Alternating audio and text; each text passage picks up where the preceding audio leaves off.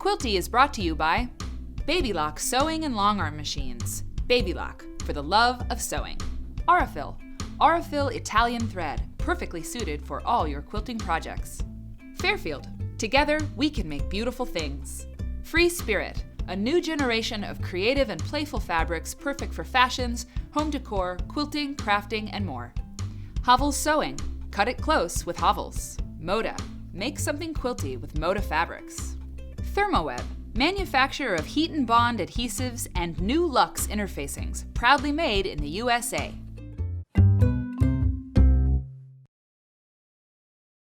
Hi out there, you're watching Quilty, and today I am so happy to welcome Pam Mahshie to the show. Welcome, Pam.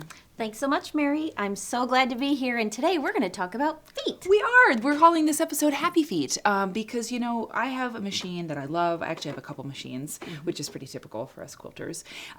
Eventually, if you only have one machine, it's okay. You'll get there. Eventually, you'll probably have a few. But I definitely have a lot of presser feet. Even if I just have one machine, I have a lot of different presser feet. And so I have questions about the ones that I have and use, you know, I feel pretty good with, but there's a whole world of presser feet out there. And so you're going to help us today to understand the world of the presser foot. Yes. That's right. It's foot world. And the machines come with so many different feet right now. That's right. And we really want to be able to get the most use out of them and some of those decorative stitches too. So we're going to show you some great ways of using those feet and decorative stitches together. Awesome. So are you ready? Yeah, that sounds great. Yes. Okay. Yes. So let's get started. We're going to talk about, first of all, piecing, because that's where we all get started. We need to cut our fabrics apart and then repiece them back together. It's crazy, but we do it. But we do it. And I want to share with you some great ways. You may have used just your standard presser foot, but sometimes what happens is we like to have that accurate 1/4-inch presser seam allowance on our fabrics, so they all line back up together. And there's one great foot to get started with, and that's our 1/4-inch piecing foot. Great.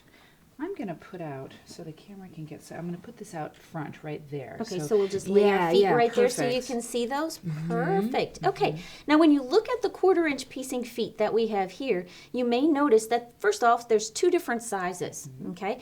And also, secondly, there's a small blade that runs on the outside of each one of those feet. That's the guide, right? That's the guide. Cool. The presser foot itself is different sizes because machines have different widths around their feed dogs. The area that feeds your fabric through, those are called feed dogs. Right. Okay, and if you've ever noticed that sometimes your fabric doesn't feed quite as well with one presser foot as it might with the other, what ends up happening is your fabric is not lining up properly and your foot is not laying on top of that fabric and the feed dogs in order to push it through. Right, and that's what the presser feet, we have these different feet for that very reason. I mean, you're trying to move your fabric through differently. Right. You're giving yourself different widths for your needle to do different things. I mean, the applications are numerous, and part of it's because you want to move the fabric through in a specific way. In a specific way.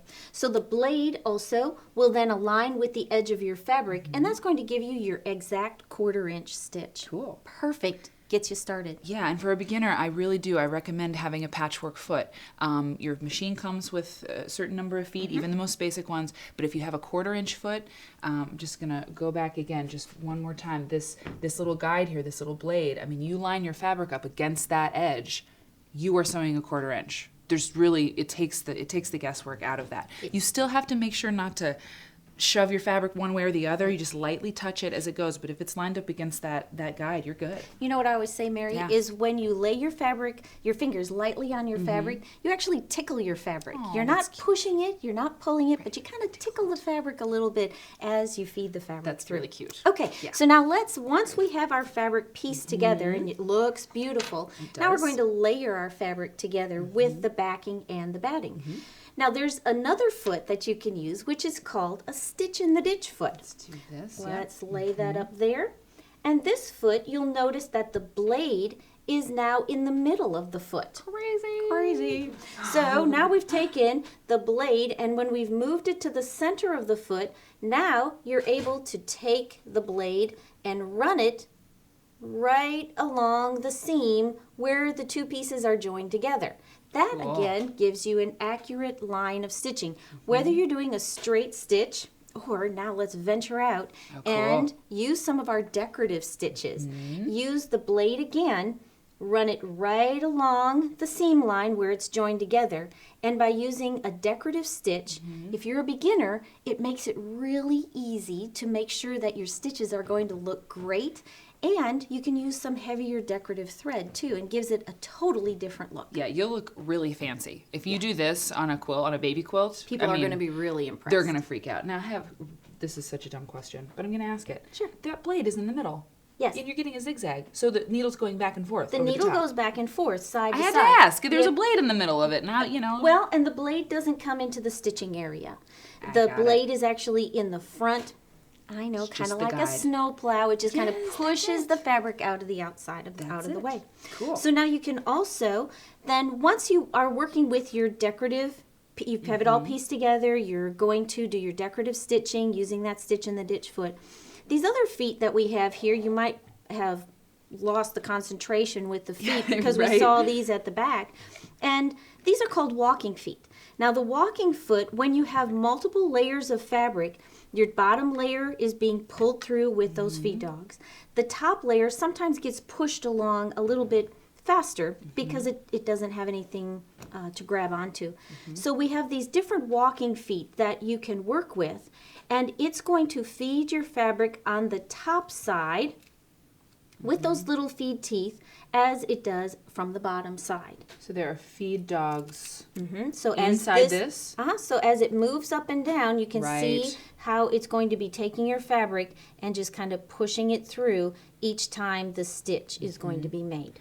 I love my walking foot. I can't quilt without it, or I don't quilt without it on my home machine. But I didn't know there were feed dogs in the walking foot. Yes, and that's what helps move the fabric through. And this one is another type of dual feed system that actually attaches to the machine. So you may want to look for that in your machine as well. Pam, feed dogs, walking foot. You're walking the dogs. You're walking the dogs. That's right. Sorry. Okay. That's awesome. Okay. Then anyway. you also have a quilting bar that you can slide into the walking foot, and that's going to give you the distance between your rows of quilting or your rows of stitching. Again, so you don't have to put lines and marks all over your fabric pieces. That bar saves you from so much work. I mean, to mark out your quilt, those lines with the ruler, it takes forever, and it's extra work, and none of us have any extra time in order to do that. Again, use decorative stitches if you want a different or unique look, or a straight stitch with a heavier decorative thread, or if you're really adventurous, step out of the box, use a twin needle, and a twin needle has two needles that you're stitching with all at one time. And the distance between the two needles is indicated on the package by the first number. So you'll see it's 2.0 or 1.6. It goes all the way up to 6. Millimeters. Millimeters. Clearly, yeah.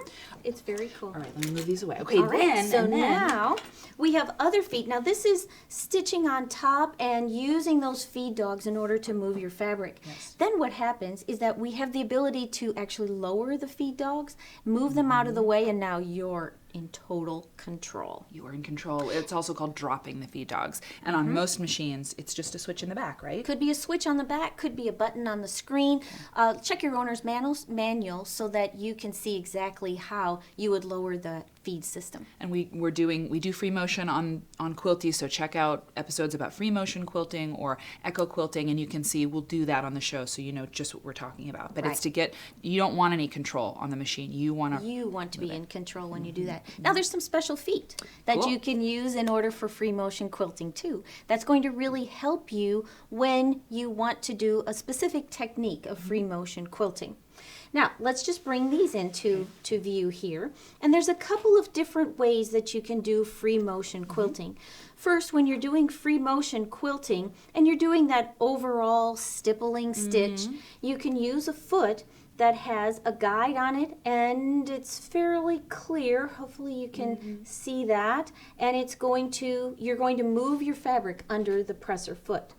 Now, if you're wanting to get a little bit tighter in your stitching, you need to have a little bit more view. And you can see there's another free motion foot that has an opening that's cut out in the middle, and you have a larger viewing area in order to see your stitching. I just think about the engineers who design these things, and Isn't it amazing? It's like the You know quilters what? come and they say, I need to see more of what I'm stitching. And Right. they're like, okay, let me let's come sketch up this with out. What do you think about this? And they listen to us. You know, So cool. they listen to our needs in manufacturing these feet for us. Pretty cool. Now, if you're wanting to do what we call micro stippling, really tiny stippling, or if you're going to do pebbling, you can also use a foot that, as you can see, has just a single hole or a single opening in it. And of course, we're going to be doing a straight stitch. You can do free motion stitching also with a zigzag stitch, and it gives you a totally different look I don't think and I've ever effect. seen that. Just make sure, though, Cool. you're working with a foot that has a wider opening in Right. it, as we have on here. Because the needle has to go ding, ding, Side to ding, ding, side. ding, ding. So if it's just Okay. one hole, it's going to go and It'll break. break your needle. That's right. I've never done that. I wouldn't know. You know, we all learn best from our mistakes, don't we? Now, echo quilting. This is a great way to incorporate multiple rows of stitching. It's kind of like when you drop a pebble into the water. It just kind of ripples out and gives you that rippling effect.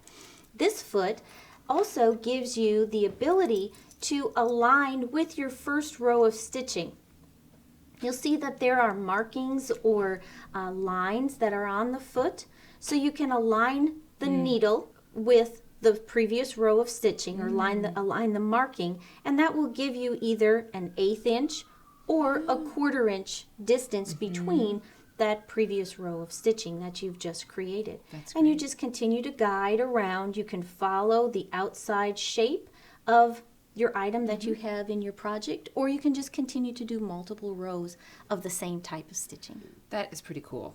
Pam, thank you so much. I am going to bring out all of these feet and ask you for a tip. Yes. How do you store these? How do you personally do it? Do you Well- have a tip for us? I mean, this is like, I know, you can have a box of these, or what I Yeah. like to do is I have a container or a bag that has small zipper pockets, and each one of these feet come with a set of instructions. You know, sometimes we wait until we come into a problem and then we Right. read the instructions, but instructions are good for us to have as well. Yep. So have this in a small zipper bag. A cosmetic bag is good. That's A awesome. jewelry bag is a great place to store these, and just zip the instructions in along with the foot. that's a great tip. That's good. And then you always have what you need when you need it. Thank you so much, Pam. And I hope you'll come back on Quilty. It's I kinda will be fun. glad to. Good. Bye. Quilty is brought to you by Baby Lock Sewing and Long Arm Machines. Baby Lock, for the love of sewing. Aurifil. Aurifil Italian thread, perfectly suited for all your quilting projects. Fairfield. Together, we can make beautiful things. Free Spirit. A new generation of creative and playful fabrics perfect for fashions, home decor, quilting, crafting, and more. Hovels Sewing. Cut it close with Hovels. Moda. Make something quilty with Moda fabrics. Thermoweb. Manufacturer of heat and bond adhesives and new luxe interfacings, proudly made in the USA.